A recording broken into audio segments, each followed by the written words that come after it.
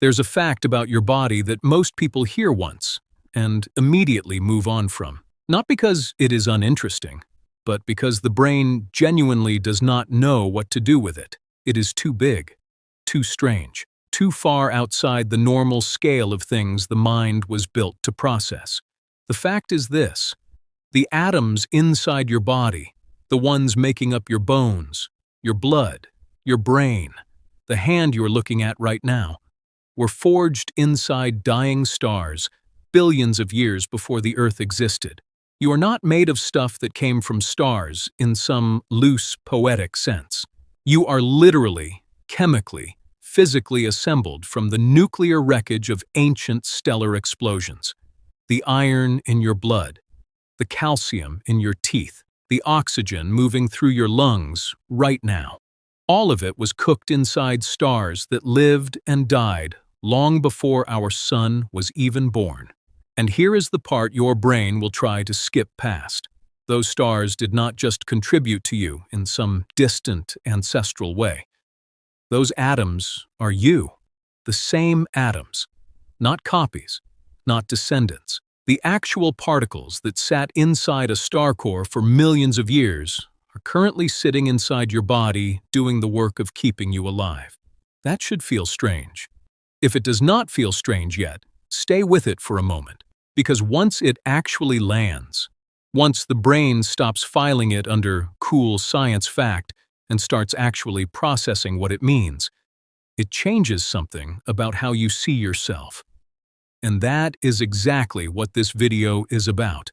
Subscribe to Freud Mind and let us actually get into it. To understand how your body ended up containing ancient stardust, you need to understand what stars actually are. Not in the vague general sense, but in the specific physical sense of what is happening inside them. A star is essentially a nuclear furnace. In the core of every star, gravity is so intense that it forces hydrogen atoms together with enough pressure and heat to fuse them, to merge them into new, heavier elements. This process is called nuclear fusion, and it is the engine behind everything a star does. The light it produces, the heat it radiates, the energy that makes life possible on a planet like Earth. All of it comes from this process of atoms being smashed together inside the core. In the early stages of a star's life, it is fusing hydrogen into helium. Simple, relatively speaking. But as the star ages and the hydrogen runs out, the core contracts, heats up further, and begins fusing helium into heavier elements: carbon, oxygen, neon, magnesium. And then those elements get fused into heavier ones still: silicon, sulfur, argon. The star is essentially climbing a periodic table, building heavier and heavier elements in its core as it burns through successive fuel sources. This continues until the star reaches iron. Iron is the endpoint of stellar fusion, the element where fusion no longer releases energy, but instead requires it. When a sufficiently massive star builds up an iron core, fusion stops. The core can no longer support itself against gravity. And what happens next is one of the most violent events in the observable universe. The core collapses in less than a second. In that fraction of a second, the outer layers of the star, which can be larger than the entire orbit of Jupiter, come crashing inward at a significant fraction of the speed of light. They hit the collapsing core, bounce, and the resulting shockwave tears the entire star apart in what is known as a supernova explosion. A supernova releases more energy in a few seconds than our sun will release in its entire 10 billion-year lifetime. The explosion is bright enough to outshine entire galaxies, and in the extreme conditions of that explosion, temperatures and pressures beyond anything that exists in normal stellar fusion, elements heavier than iron are forged: gold, silver, uranium, iodine. The elements that stellar fusion could not produce on its own are created in the violence of the star's death. All of that material, Every element the star spent millions of years building in its core, plus everything created in the explosion, gets blasted outward into space. A cloud of stellar material, expanding in all directions. Elements that did not exist before, now drifting through the galaxy. And this is where your story begins. Not on Earth, not when you were born, but in the aftermath of stellar explosions that happened billions of years before this planet existed. The cloud of gas and dust left behind by supernova explosions does not just drift forever. Gravity, patient, relentless, operating across enormous scales of time, slowly pulls it together. Over millions of years, a collapsing cloud of this material can form a new star system. A new star igniting at the center, and around it, a disk of leftover material that gradually clumps together into planets. This is exactly what happened with our solar system approximately 4.6 billion years ago. The Sun formed from a collapsing cloud of gas and dust that included the remnants of earlier stars. The planets, including Earth, formed from the leftover material in that disk. And Earth, being a rocky planet, is particularly rich in the heavier elements that stellar fusion produces. Iron, silicon, oxygen, magnesium, the building blocks of rock, are all products of stellar nucleosynthesis. For the first billion years or so, Earth was not a welcoming place for anything resembling life. Hot, volcanic, constantly bombarded by asteroids. But the chemistry was there. The raw materials, carbon, hydrogen, oxygen, nitrogen, were present in the young ocean and atmosphere, having arrived partly from Earth's own formation and partly delivered by asteroid and comet impacts from elsewhere in the solar system. And somewhere in that early chemistry, in conditions that researchers are still working to fully understand, the first self-replicating molecules appeared. Life began. From that point, roughly 3.8 billion years ago, life on Earth has been an unbroken chain. Every organism that has ever lived on this planet is connected to that first moment of chemistry. And every organism, from the first single-celled life forms to the humans reading this right now, is built from atoms that were here before Earth existed. Atoms that came from the stars. Now here is where it gets specific, because the Stardust connection is not just a general statement about matter. It is a precise, element-by-element account of where the specific atoms in your body came from and how they got there. Take hydrogen first. Hydrogen is the most abundant element in your body by number of atoms. Your body is roughly 60% water by mass, and water is 2 hydrogen atoms for every 1 oxygen. That hydrogen, most of it, is not even from a star. It is older than stars. It dates to the Big Bang itself, approximately 13.8 billion years ago, when the universe cooled enough for the first protons and electrons to combine into hydrogen atoms. The hydrogen in your body is some of the oldest matter in the universe. Carbon is the backbone of all organic chemistry. Every molecule in your body that makes you biologically alive is built on carbon chains. Carbon is produced in the cores of stars through a process called the triple alpha process, where 3 helium nuclei fuse together. The carbon in your body was made inside stars, dispersed by stellar winds or supernova explosions, incorporated into the cloud that formed our solar system, baked into the early Earth, cycled through geological and biological processes, eaten by something else, eventually eaten by a human ancestor, and passed down through generations until it ended up in you. Oxygen, the element you depend on every few seconds to stay alive, is produced in the later stages of stellar fusion, when carbon and neon undergo further reactions. The oxygen you are breathing right now was made in a star. It then became part of the Earth's atmosphere through a combination of volcanic outgassing and, crucially, billions of years of photosynthesis by early organisms that split water molecules and released oxygen as a byproduct. The oxygen in your lungs at this moment has been through geological cycles, biological cycles, and stellar cycles before reaching you. Iron deserves its own moment here, because iron is the element that kills stars and also the element your blood depends on to carry oxygen to every cell in your body.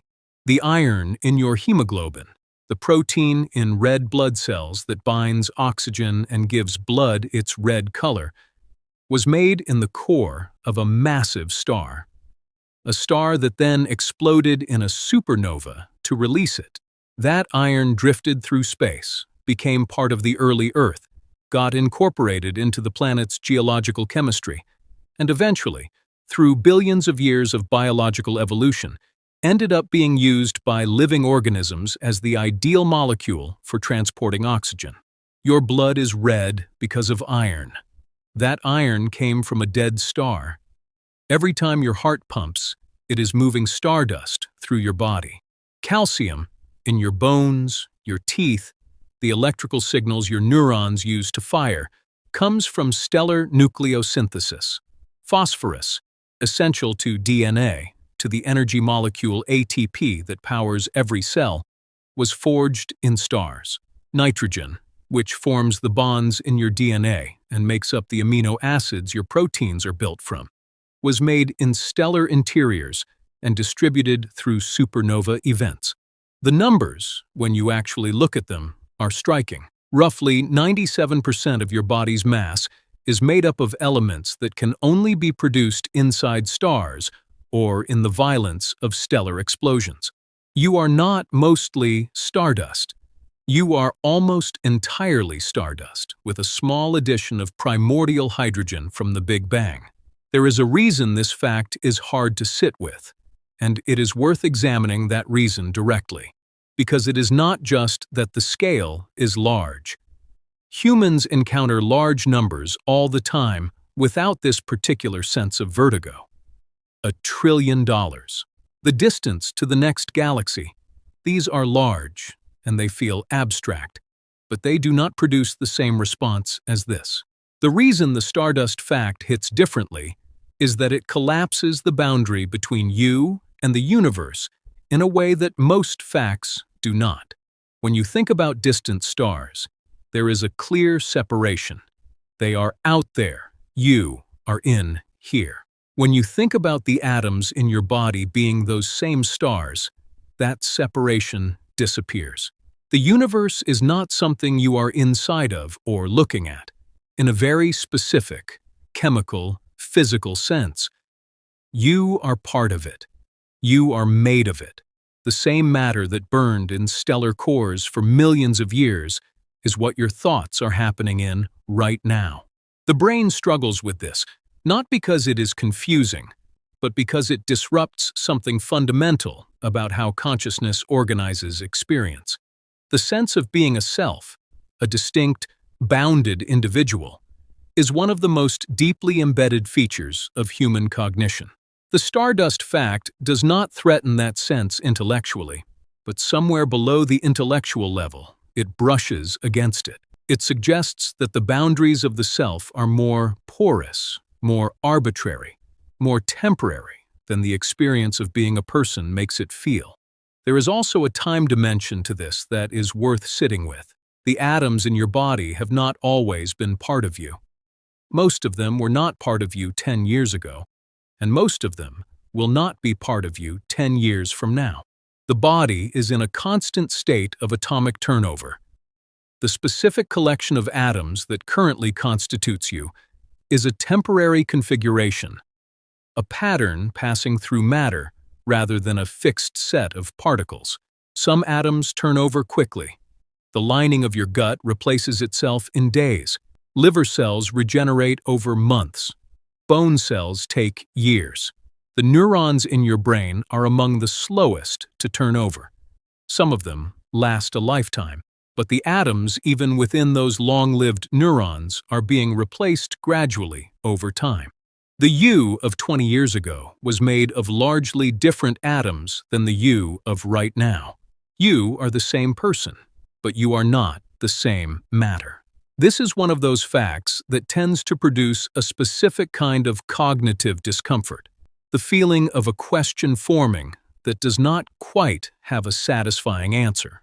If the matter changes but the person persists, what exactly is the person? If identity is not the atoms, what is it? Is it the pattern, the information encoded in those atoms, the continuity of memory and experience that runs through the succession of different physical configurations? These are questions philosophers have circled for centuries, and neuroscientists are circling them now with better tools. The Stardust fact does not answer them, but it sharpens them in an interesting way. It forces the question of what you actually are into a territory where the comfortable default answers start to feel less stable. Carl Sagan, probably the person most associated with making this idea widely known, said that we are a way for the cosmos to know itself. It is a phrase that sounds like poetry, but is actually a fairly precise description of what is happening. The universe produced, through billions of years of stellar evolution and planetary chemistry and biological evolution, creatures that are capable of looking back at the universe and understanding it. The atoms that were forged in stars are now, in some configurations, doing astrophysics, doing neuroscience, asking what they are and where they came from. The universe is, in a real sense, examining itself through us. That is not a small thing to notice. There is also a more immediate version of this that is easy to overlook. Every person you have ever met is made of the same stuff, the same stellar material, cycled through different paths, arriving at different configurations. The person you find most alien, most different from yourself, is assembled from the same ancient elements, forged in the same kinds of stellar furnaces, built from the same primordial hydrogen. Whatever differences exist between human beings exist at the level of pattern and experience. At the level of matter, the common origin is total. One more dimension worth considering: what this means for the future. The atoms in your body will not end with you. When you die, the biological processes that were temporarily organizing those atoms into a living system will stop, and the atoms themselves will disperse into the soil, the air, the water, other organisms. Some of them will be taken up by plants, eaten by animals, passed through ecosystems in ways that are impossible to trace.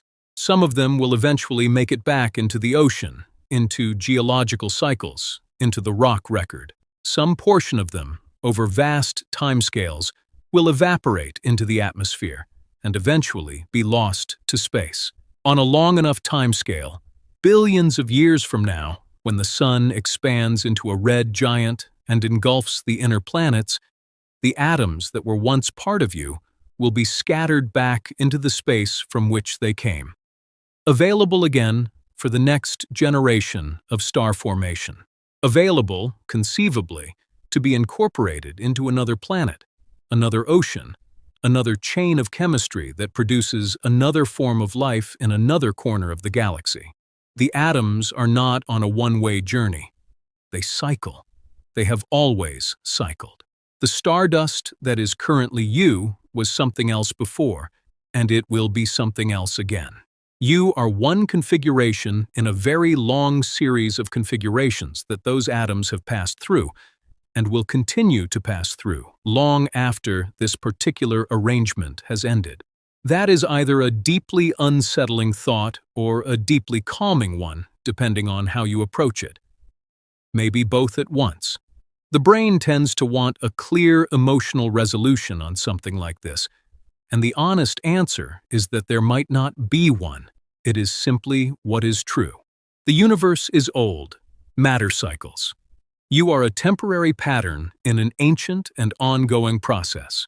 And that process, the fact that it produced something capable of understanding itself, is one of the stranger and more remarkable things about the universe we happen to find ourselves in. Subscribe to Freud Mind for more.